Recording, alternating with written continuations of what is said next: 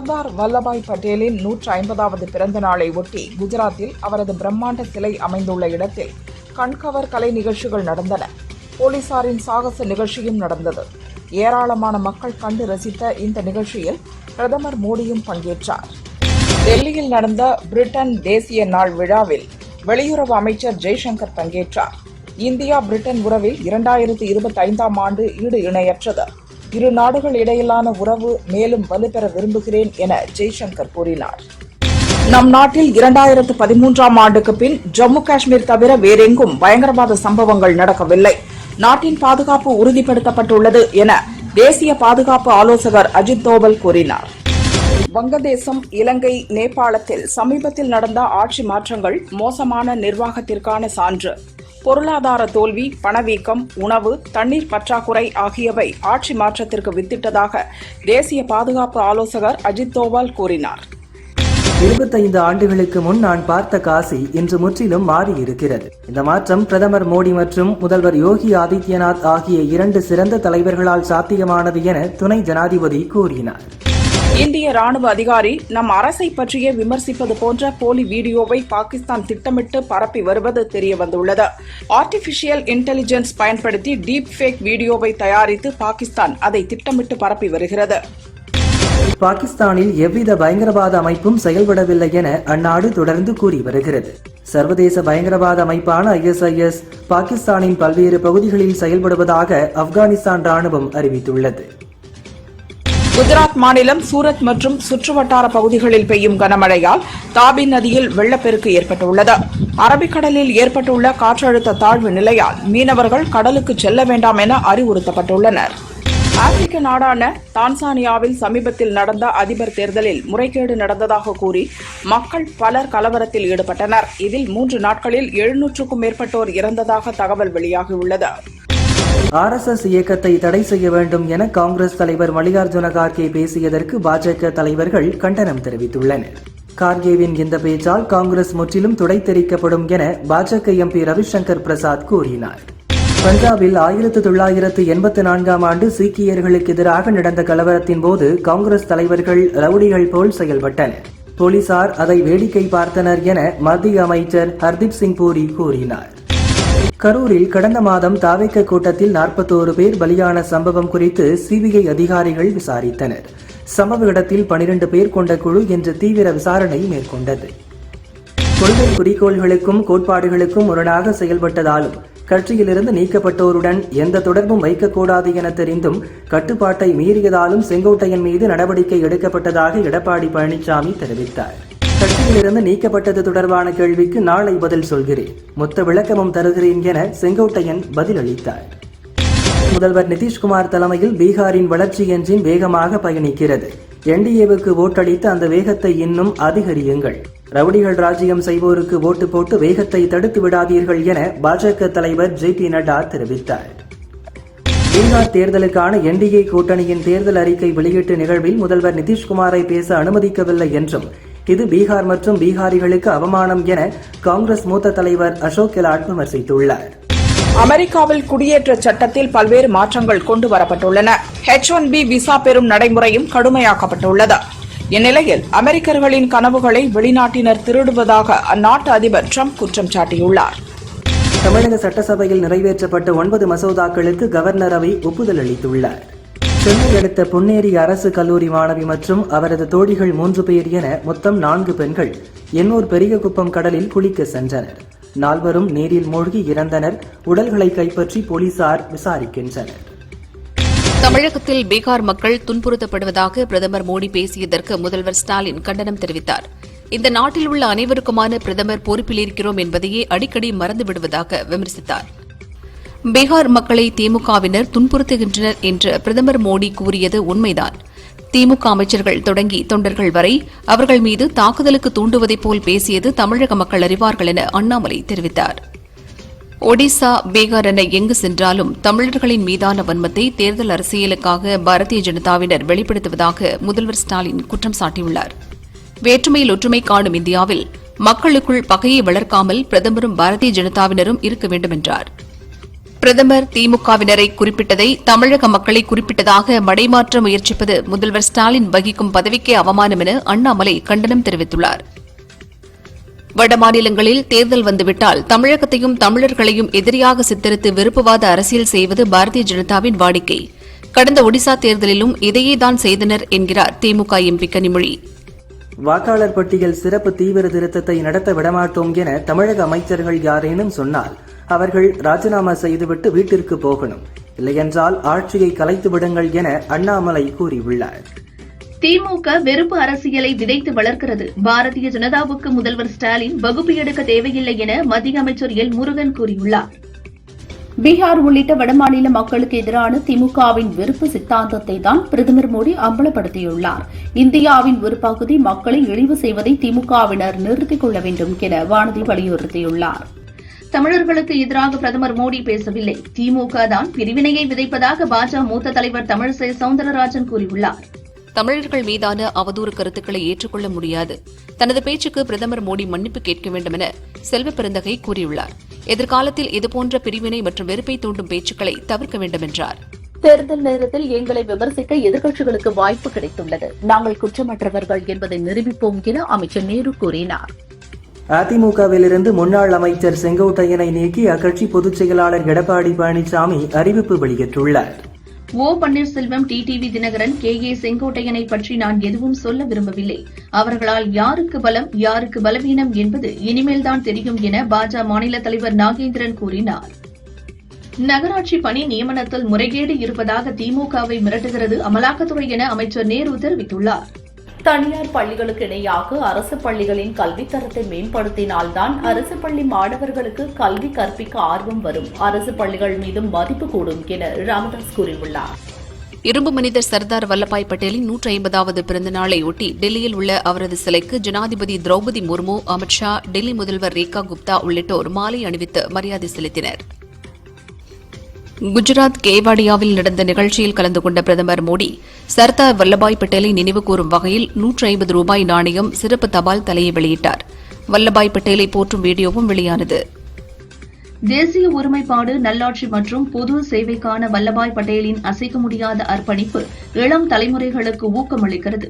தன்னம்பிக்கை கொண்ட இந்தியா என்ற அவரது தொலைநோக்கு பார்வையை நிலைநிறுத்துவோம் என பிரதமர் மோடி கூறினார். வேளாண் துறை முதல் அறிவியல் தொழில்நுட்பம் வரை பல துறைகளில் நமது நாட்டு பெண்கள் அதிக அளவில் தலைமை பொறுப்புகளை வகிக்கிறார்கள் என பிரதமர் மோடி கூறினார். சுதந்திரத்திற்கு பிறகு நாட்டை ஒன்றிணைப்பதிலும் வளர்ச்சியடைந்த நாட்டை உருவாக்குவதிலும் சர்தார் வல்லபாய் பட்டேல் மகத்தான பங்களிப்பை வழங்கியுள்ளார். காங்கிரஸ் அரசு அவருக்கு போதுமான மரியாதை அளிக்கவில்லை என அமித்ஷா கூறினார்.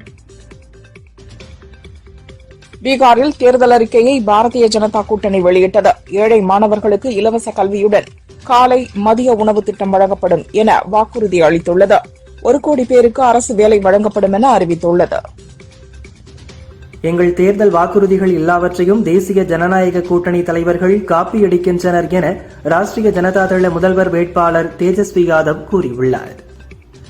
நாடு முழுவதும் காவல்துறையில் சிறப்பாக செயல்பட்ட 1466 போலீஸ் அதிகாரிகளுக்கு விருது வழங்கப் போவதாக மத்திய அரசு அறிவித்துள்ளது. இந்த பட்டியலில் பெஹல்காம் தாக்குதலின் போது சிறப்பாக செயல்பட்ட ஜம்மு காஷ்மீரை சேர்ந்த 20 அதிகாரிகளும் இடம்பெற்றுள்ளனர். வங்கக்கடலில் குறைந்த காற்றழுத்த தாழ்வு பகுதி நாளை உருவாக வாய்ப்புள்ளதாக வானிலை மையம் தெரிவித்துள்ளது. அந்தமான் கடல் மற்றும் மத்திய கிழக்கு வங்கக்கடல் பகுதியில் குறைந்த காற்றழுத்த தாழ்வு பகுதி உருவாகும் என கணித்துள்ளது. அடுத்த 10 ஆண்டுக்கு பாதுகாப்புத் துறையில் ஒத்துழைப்பு வழங்குவது தொடர்பாக இந்தியா, அமெரிக்கா இடையே ஒப்பந்தம் கையெழுத்தாகியுள்ளது. கோலாலம்பூரில் மத்திய அமைச்சர் ராஜ்நாத் சிங் மற்றும் அமெரிக்க பாதுகாப்புத்துறை அமைச்சர் பிட் ஹெக்ஸட் முன்னிலையில் ஒப்பந்தம் கையெழுத்தானது. சிலர் தெரிந்தோ தெரியாமலோ நெருப்புடன் விளையாடுகின்றனர் என பாகிஸ்தானுக்கு ஆப்கானிஸ்தான் உள்துறை அமைச்சர் சிராஜுதீன் ஹக்கானி கண்டனம் தெரிவித்துள்ளார். தமிழகத்தில் உள்ள மருத்துவர் பற்றாக்குறை குறித்து பல்வேறு அரசியல் கட்சி தலைவர்களும் அறிக்கைகள் வெளியிட்டும் ஆக்கப்பூர்வமான நடவடிக்கையை திமுக அரசு எடுக்கவில்லை என ஓ பன்னீர்செல்வம் குற்றம் சாட்டியுள்ளார். பள்ளிக்கரணை சதுப்பு நிலத்தை சுற்றி 1 கிலோமீட்டர் சுற்றளவுக்கு எந்த கட்டுமான பணிகளுக்கும் அனுமதி அளிக்கக்கூடாது. குடியிருப்பு வளாகம் கட்ட அனுமதி அளித்த உத்தரவை ரத்து செய்யக்கோரி அதிமுக சார்பில் மனு தாக்கல் செய்யப்பட்டுள்ளது. திருப்பூரில் சேகரிக்கப்படும் குப்பைகளை கொட்ட பல்லடம் அருகே சின்னக்காளிப்பாளையத்தில் இடம் தேர்வு செய்யப்பட்டுள்ளது. இயற்கைக்கும் விவசாயத்திற்கும் முக்கியத்துவம் உள்ள இந்த பகுதியை நாசமாக்கி குப்பை மேடாக மாற்றக்கூடாது என மாநில பாஜக முன்னாள் தலைவர் அண்ணாமலை வலியுறுத்தியுள்ளார். தமிழகம் மொழிவழி மாநிலமாக பிரிந்து 69 ஆண்டுகள் ஆகிவிட்டன. இந்நாளில் தமிழர்களின் இன, மொழி, பண்பாடு, அரசியல் அடையாளங்களையும் உரிமைகளையும் பேணிக் காக்க உறுதி கொள்வோம் என வைகோ தெரிவித்துள்ளார். தமிழகத்தில் உள்ள 69% இடஒதுக்கீட்டை காப்பாற்ற வேண்டுமானால் ஜாதிவாரி கணக்கெடுப்பு நடத்துவது அவசியம். சாதிவாரி கணக்கெடுப்பை நடத்தி வன்னியர்களுக்கான 10.5% இடஒதுக்கீட்டை தமிழக அரசு வழங்க வேண்டும் என பாமக தலைவர் அன்புமணி கூறியுள்ளார். தமிழகத்தை நோக்கி பல நிறுவனங்கள் படையெடுத்து வருகின்றன. ரூபாய் 3200 கோடியில் போர்ட் நிறுவனம் முதலீடு செய்ய உள்ளது. இதனால் 600 பேருக்கு நேரடி வேலைவாய்ப்பு கிடைக்கும் என அமைச்சர் TRP ராஜா கூறியுள்ளார். சென்னை அண்ணா அறிவாலயத்தில் பொள்ளாச்சி மற்றும் திருச்செங்கோடு சட்டமன்ற தொகுதி நிர்வாகிகளுடன் முதல்வர் ஸ்டாலின் ஆலோசனை நடத்தினார். 30 நாட்களில் 67 சட்டமன்ற தொகுதி நிர்வாகிகளை முதல்வர் ஸ்டாலின் சந்தித்துள்ளார். புதுச்சேரியில் நேற்று வீட்டு உபயோக மின்சார கட்டணம் உயர்த்தப்பட்டது. இதற்கு எதிர்ப்பு தெரிவித்து புதுச்சேரி அதிமுக சார்பில் மின்துறை தலைமை அலுவலகத்தை முற்றுகையிட்டு ஆர்ப்பாட்டம் நடந்தது. காங்கிரஸ் கட்சியில் இருந்து கொண்டு நாட்டுக்காக உழைத்த சர்தார் வல்லபாய் பட்டேலுக்கு அக்கட்சி உரிய மரியாதை அளிக்கவில்லை. 41 ஆண்டு கழித்தே அவருக்கு பாரத ரத்னா விருது வழங்கப்பட்டது என மத்திய உள்துறை அமைச்சர் அமித்ஷா தெரிவித்துள்ளார். தேர்தலுக்கு இன்னும் 6 மாதங்கள் உள்ளன. அதற்குள் எந்த பிரச்சனையாக இருந்தாலும் சரி, எங்கள் உட்கட்சி பிரச்சனையாக இருந்தாலும் சரி, சுமூகமாக தீர்க்கப்படும் என அன்புமணி கூறினார். சிறப்பு வாக்காளர் பட்டியல் திருத்த பணிக்கு எதிரான அனைத்து கட்சி கூட்டத்தில் பங்கேற்க 60 கட்சிகளுக்கு அழைப்பு விடுக்கப்பட்டுள்ளது. திருக்கார்த்திகை தினத்தில் திருப்பரங்குன்றம் மலை உச்சி தீபத்தூணில் தீபம் ஏற்றி வழிபட முருக பக்தர்கள் உட்பட அனைவரும் பங்கேற்க வேண்டும் என இந்து முன்னணி மாநில தலைவர் காடேஸ்வரா சுப்பிரமணியம் அழைத்துள்ளார்.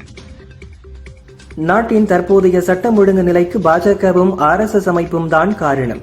சர்தார் வல்லபாய் பட்டேல் முன்வைத்த கருத்துக்களை பிரதமர் மோடி உண்மையிலேயே மதிக்கிறார் என்றால் அவர் RSS அமைப்பை தடை செய்ய வேண்டும் என காங்கிரஸ் தலைவர் மல்லிகார்ஜுன கார்கே தெரிவித்துள்ளார்.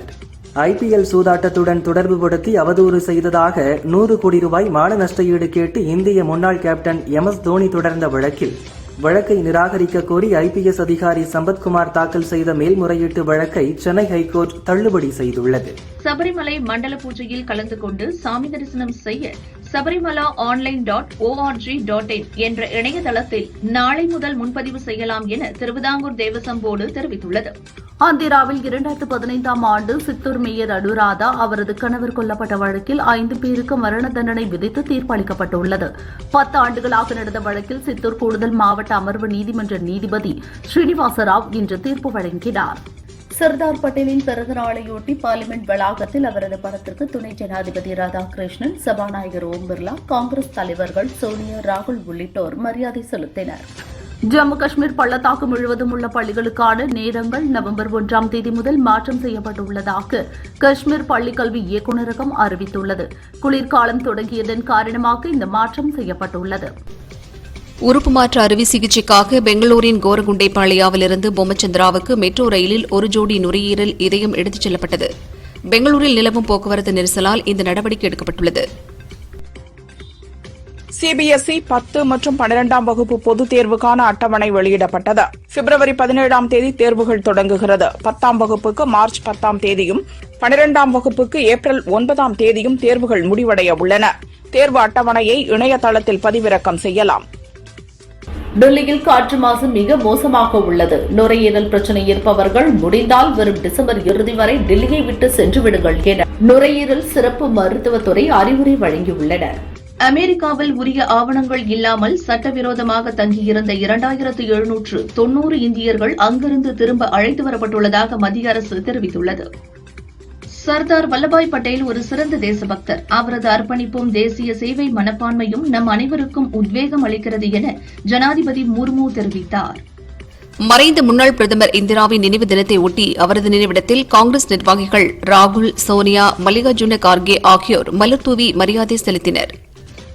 பொது இடத்தில் எச்சில் துப்பினால் 250 ரூபாய் அபராதம் விதிக்கப்படும் என உத்தரப்பிரதேசத்தின் வாரணாசி மாநகராட்சி அதிரடியாக உத்தரவிட்டுள்ளது. ஊட்டி மார்க்கெட்டுக்கு வெளிமாநிலங்களிலிருந்து பூண்டு வரத்து அதிகரித்துள்ளதால் ஊட்டி பூண்டு விலை வீழ்ச்சியடைந்துள்ளது. இதனால் விவசாயிகள் கவலையடைந்துள்ளனர். காஞ்சிபுரம் காமாட்சியம்மன் கோவிலில் வெள்ளிக்கிழமையை ஒட்டி அம்மனுக்கு சிறப்பு அபிஷேக ஆராதனைகள் நடந்தன. தொடர்ந்து ஊதா நிற பட்டு உடுத்தி திருவாபரணங்கள் சூடி லட்சுமி சரஸ்வதி தேவியருடன் காமாட்சியம்மன் தங்கத்தேரில் எழுந்தருளினார்.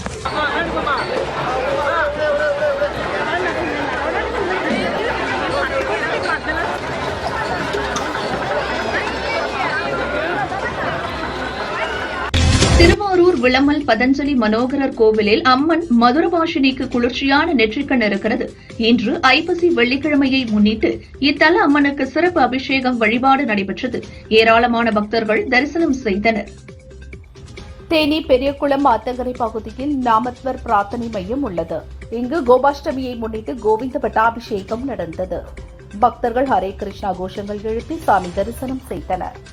மாமன்னன் ராஜராஜ சோழனின் 1040வது சதய விழாவை முன்னிட்டு தஞ்சை பெரிய கோயிலில் 400 பரதநாட்டிய கலைஞர்கள் பங்கேற்று பரதநாட்டிய புஷ்பாஞ்சலி செலுத்தினர். திருச்சி ஸ்ரீரங்கம் ரங்கநாதர் கோவிலில் வரும் டிசம்பர் 19 வைகுண்ட ஏகாதசி பெருவிழா தொடங்குகிறது. விழாவுக்கான முகூர்த்த கால் நடும் வைபவம் இன்று நடந்தது. டிசம்பர் 30 அதிகாலை 5:45 மணிக்கு சொர்க்கவாசல் திறப்பு நிகழ்வு நடக்கிறது. தஞ்சை பெரிய கோயிலில் மாமன்னன் ராஜராஜ சோழனின் சதய விழா நாட்டுப்புற கலை நிகழ்ச்சிகளுடன் துவங்கியது. இன்றும் நாளையும் சதய விழா விமரிசையாக நடைபெறுகிறது.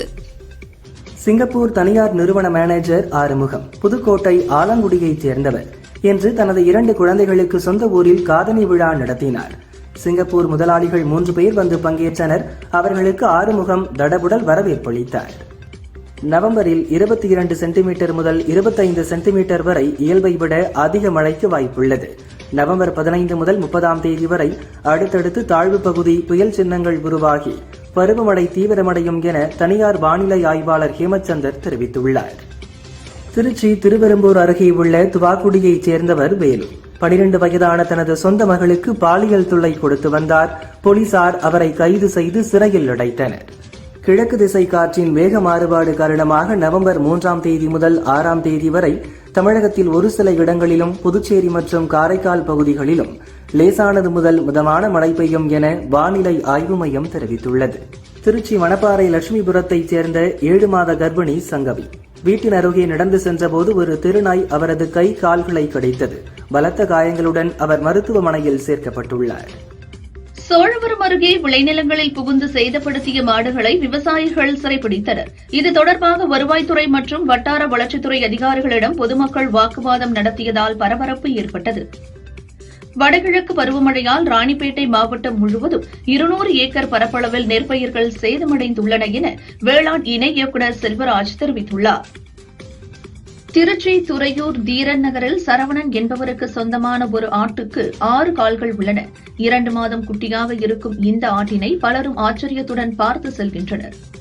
திருவாரூர் மாவட்ட பள்ளிக் கல்வித்துறை சார்பில் மாவட்ட அளவிலான கலை திருவிழா நடந்தது. மணல் சிற்பங்கள் செய்வது, நாடகம், நடனம் என நடந்த பல்வேறு போட்டிகளில் மாணவர்கள் ஆர்வமுடன் பங்கேற்றனர். அமெரிக்க அதிபர் டிரம்ப் பெயரில் ஆதார் அட்டை தயாரித்த தேசியவாத காங்கிரஸ் சரத்பவார் பிரிவு எம்எல்ஏ ரோஹித் மீது மும்பை போலீஸ் வழக்கு பதிவு செய்துள்ளது. போலி ஆதார் தயாரிக்கப்படுகிறது என்பதை எடுத்துச் சொல்லவே இவ்வாறு செய்ததாக ரோஹித் கூறியுள்ளார். தமிழகத்தில் போலி ORS கரைசல் பாக்கெட்டுகள் விற்போர் மீது கடும் நடவடிக்கை எடுக்க மாவட்ட உணவு பாதுகாப்புத்துறை அலுவலர்களுக்கு சுகாதாரத்துறை உத்தரவிட்டுள்ளது. தமிழக நகராட்சி நிர்வாகத்துறை பணி நியமனங்களில் முறைகேடுகள் நடந்துள்ளன. அவற்றை தமிழக காவல்துறை நடுநிலையுடன் விசாரிக்க வேண்டும் என அதிமுக முன்னாள் அமைச்சர் உதயகுமார் வலியுறுத்தினார். கல்லூரி மாணவர்களுக்கு விலையில்லா மடிக்கணினி வழங்கும் திட்டத்திற்காக 10 லட்சம் மடிக்கணினிகள் கொள்முதல் செய்துள்ளதாக தமிழக அரசு தகவல் தெரிவித்துள்ளது. கொள்முதலுக்கான பணி ஆணைகளையும் நிறுவனங்களுக்கு எல்காட் வழங்கியது. தமிழகத்தில் 7 IAS அதிகாரிகளை இடமாற்றம் செய்து அரசு உத்தரவிட்டுள்ளது. கால்நடை பராமரிப்பு இயக்குநர் கண்ணன் மனித உரிமைகள் ஆணையத்தின் செயலாளராக பணியிட மாற்றப்பட்டார். கூட்டுறவு சங்கங்களின் கூடுதல் பதிவாளர் அம்ரித் கால்நடை பராமரிப்புத்துறை இயக்குநராக நியமிக்கப்பட்டார். சுப்ரீம் கோர்ட் உத்தரவின் அடிப்படையில் பள்ளிக்கரணை சதுப்பு நிலத்தின் எல்லையை துல்லியமாக தீர்மானிப்பது குறித்து ஆய்வு மேற்கொண்டு வருகிறோம். இன்னும் 2 வாரங்களில் பணிகள் முடிவடையும் என சென்னை ஹைகோர்ட்டில் தமிழக அரசு பதில் அளித்துள்ளது. பெரம்பலூர் மாவட்ட சட்ட பணிகள் ஆணையம் சார்பில் அதன் ஓராண்டு செயல்பாடு குறித்த பட கண்காட்சியை மாவட்ட முதன்மை நீதிபதி பத்மநாபன் தொடங்கி வைத்தார். கடந்த 10 தினங்களாக பெய்த தொடர் மழை காரணமாக தென்காசி மாவட்டம் வடகரை அடவினையினார் அணை 4வது முறையாக முழு கொள்ளளவை எட்டி உபரி நீர் ரம்மியமான தோற்றத்துடன் வழிந்தோடுகிறது. சர்தார் பட்டேலின் 150வது பிறந்த நாளையொட்டி தேனி மாவட்டம் போடியில் போதை, பாலியல் மற்றும் சைபர் குற்றங்களுக்கு எதிரான மாணவர்களின் விழிப்புணர்வு பேரணியை தேனி எஸ்பி புக்கிய ஸ்னேகா பிரியா கொடியசைத்து துவக்கி வைத்தார். சத்தியமங்கலம் செம்மண் திட்டுவனத்தில் இருந்து வெளியேறிய சிறுத்தை ஆசனூர் திம்பம் சாலையில் உலா வருவதை கண்ட வாகன ஓட்டிகள் அச்சமடைந்தனர். வாகன ஓட்டிகள் எச்சரிக்கையுடன் செல்லுமாறு வனத்துறையினர் எச்சரித்துள்ளனர். சத்தீஸ்கர் மற்றும் கிழக்கு மத்திய அரபிக்கடலில் இன்று 2 காற்றழுத்த தாழ்வு பகுதிகள் உருவானது. இந்த புதிய காற்றழுத்த தாழ்வு பகுதியால் தமிழகத்தில் மழைக்கு வாய்ப்பு இல்லை என சென்னை வானிலை மையம் தெரிவித்துள்ளது. கரூர் சம்பவத்தில் 41 பேர் உயிரிழந்த வேலுசாமிபுரத்தில் எஸ்பி பிரவீன்குமார் தலைமையிலான சிபிஐ அதிகாரிகள் ஆய்வு நடத்தினர். திண்டுக்கல் வேடச்சந்தூர் அருகே பள்ளி மாணவர்களை 10 வயது சிறுவன் ஒருவன் ஆட்டோவில் ஏற்றிக்கொண்டு தாடிக்கொம்பு சாலையில் சென்று சிறுவனிடம் ஆட்டோ தந்து ஓட்ட வைத்தவர்கள் மீது போலீசார் நடவடிக்கை எடுக்க வேண்டும் என சமூக ஆர்வலர்கள் கோரி வருகின்றனர்.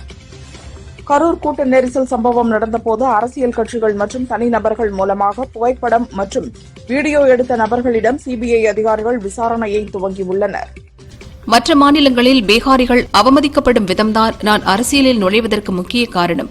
பீகாரி என்ற வார்த்தை கூட இப்போது அவமதிப்பாக மாறிவிட்டதென மத்திய அமைச்சரும் லோக் ஜனசக்தி தலைவருமான சிராக் பஸ்வான் பீகாரில் பேசியுள்ளார்.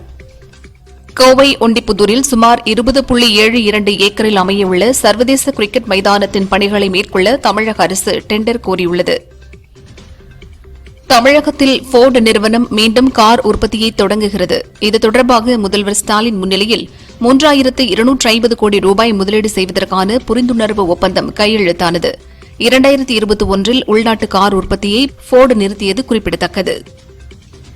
மேட்டூர் அணைக்கு நீர்வரத்து 10,000 கன அடியிலிருந்து 12,500 கன அடியாக அதிகரித்துள்ளது.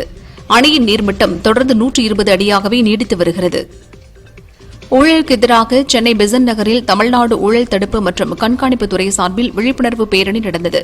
பேரணியில் பல்வேறு பள்ளிகளைச் சேர்ந்த 500க்கும் மேற்பட்ட மாணவ மாணவிகள் பங்கேற்றனர். சென்னை பனியூரில் உள்ள தாவேக தலைமை அலுவலகத்திற்கு வெடிகுண்டு மிரட்டல் வந்த நிலையில் சோதனைக்கு பிறகு மிரட்டல் புரளி என தெரிந்தது.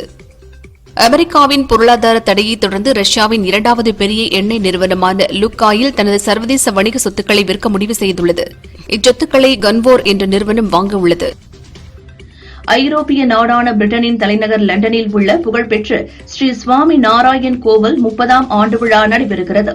இதில் அந்நாட்டு மன்னர் 3ஆம் சார்லஸ் மனைவி ராணி கமீலாவுடன் பங்கேற்று சிறப்பு வழிபாடு செய்தார். பிரிட்டனின் மன்னர் சார்லஸ் தனது தம்பி இளவரசர் ஆண்ட்ரூவின் அரச பட்டங்களை பறிப்பதற்கான முறையான நடவடிக்கைகளை தொடங்கியுள்ளார். மேலும் அவரது வின்சர் இல்லத்தை காலி செய்ய பக்கிங்ஹாம் அரண்மனை அறிவித்துள்ளது. இந்திய கிரிக்கெட் அணி முன்னாள் கேப்டன் முகமது அசாருதீன் தெலுங்கானா அமைச்சராக பதவியேற்றார். தெலுங்கானா சட்ட மேலவை உறுப்பினராக ஏற்கனவே அவர் நியமிக்கப்பட்டுள்ளார். உலகக்கோப்பை இறுதிப் போட்டிக்கு முன்னேறிய இந்திய மகளிர் கிரிக்கெட் அணிக்கு எடப்பாடி பழனிசாமி வாழ்த்து தெரிவித்துள்ளார். சாம்பியன்களின் உற்சாகம், மன உறுதி மற்றும் உறுதிப்பாடு மக்களை தொடர்ந்து ஊக்குவிக்கிறது. உலகக்கோப்பை வென்று வாருங்கள் என்று கூறியுள்ளார். ஹீரோவாக நடிக்க ஆரம்பித்த பிறகு மற்ற நடிகர்களின் படங்களில் காமெடியனாக நடிப்பதை தவிர்த்தார் சந்தானம். இப்போது அவரிடத்தில் மாற்றம் ஏற்பட்டுள்ளது. சிம்புவுடன் ஒரு படத்தில் காமெடியனாக சந்தானம் நடிக்கிறார். ஆனால் இந்த படம் தள்ளி போகிறது. இப்போது ரஜினியின் ஜெயிலர் 2வில் இவர் காமெடி வேடத்தில் நடிப்பதாக சொல்கிறார்கள்.